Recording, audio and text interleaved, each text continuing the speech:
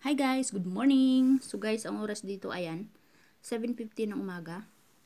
At nag-almusal ako guys. And then, anong araw ba ngayon? Ang araw ngayon ay anong date ngayon? 16 ngayon guys. Birthday ng anak ko, 16 ngayon. So usually guys, nagwi-withdraw ako sa sitaw ay linggo.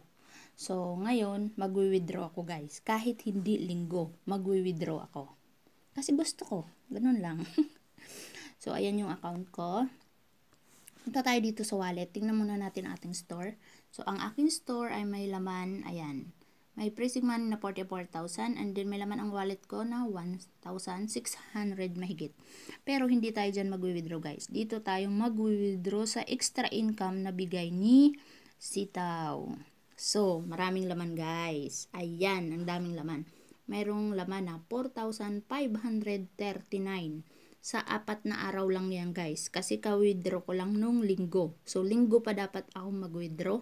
Kasi tuwing linggo yan, kung makikita nyo yung mga date na yan. At maraming page na yan guys. 3 page na yan. So, linggo pa dapat ako mag-withdraw. Pero mag-withdraw ako ngayon. Okay?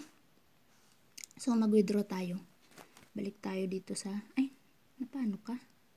Okay, dito. Mag-withdraw na tayo. I-withdrawin natin yan.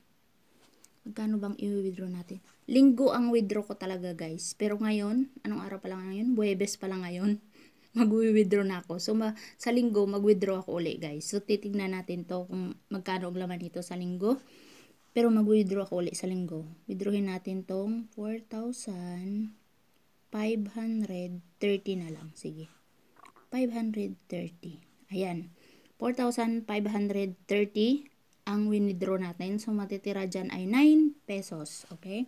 Wait lang. Confirm natin. Chok!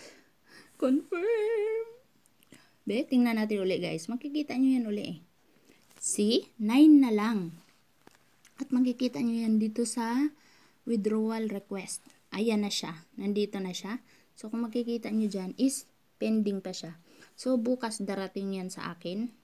Ayan. Kasi ito, ayan, mga success na yan lahat. So, ayan, pending yung withdraw natin ngayon. So, darating na yan, guys! Excited! Sa linggo ulit, mag-withdraw ako ulit.